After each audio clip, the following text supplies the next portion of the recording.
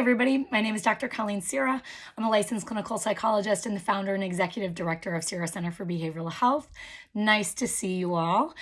Coming here to talk about mental health and COVID. So here's the deal. I'm a science gal. I love science. I love data. Being a psychologist means that what it can sound a little counterintuitive, but it means I believe very much in what scientists have to say about COVID, and I take it very seriously. And I care a lot about mental health. I care a lot about my own mental health, the people in my life, our clients, you, everybody. I think mental health really needs to matter a lot more than it does, than it historically has. So what happens when we combine these two things, right? We are gearing up for a COVID winter where numbers are skyrocketing. Hospitals are jam-packed full of really, really sick people, many of whom will die. There are lots of regulations happening now across the country and really across the world. So we're gearing up for a lot of isolation, while it also happens to be dark and freezing out. So this is not a recipe for good mental health, right? Many of us are feeling the way that we did at the beginning of COVID back in March, when it was cold and we were scared and we were so isolated, alone in our homes, right? And that was what we needed to be doing because we didn't know almost anything about the virus. And so the best thing to do was avoid it at all costs. Okay, so that makes perfect sense. And many of us did that. So good for you. We know a lot more though now, right? We know a lot more. The CDC and the most knowledgeable scientists in the world and in our country have given us a lot of really excellent information about how we can keep ourselves safe without never leaving our homes and totally being isolated for months at a time. Okay? That being isolated in our homes with no one but ourselves or our family and like never leaving our house and never socializing, that is not good for us. We as human beings are not meant to live like that. We really aren't. It's bad for our mental health. And when we're really struggling from a mental health perspective, our brains and our bodies are connected. So guess what happens if we're super anxious or we're really sad for very long periods of time? We become more vulnerable to illness, infection, and disease, right?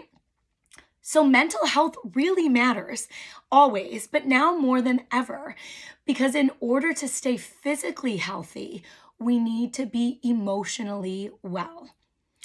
But here's what happens.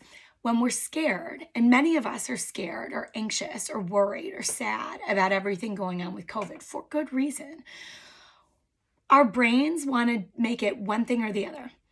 Our brains want us to believe that the only way to be safe is to stay inside our house and see no one, or people are like, well, screw it, I'm going to do whatever I want.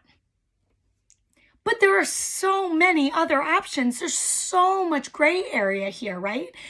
The CDC, I'm going to list the article for you. The CDC has provided us with tons of activities that they feel like are low risk and safe that we can do that will do good things for our mental health while still obeying by many of the regulations, right? By all of the regulations. So this is me challenging you. If you are in a place with COVID where you're terrified and you've completely isolated and it's taking a toll on your mental health, let's try to get out of emotional reasoning. Just because you are terrified and feel like the only safe place is your home, it's just not true. Let's talk about some things that you can do that the CDC says are very low risk activities that will improve your mental health. 1, get outside. Get outside. Do not sit in your house all day. I'm forgetting what cold country says this, but there is no such thing as bad weather, only bad clothes.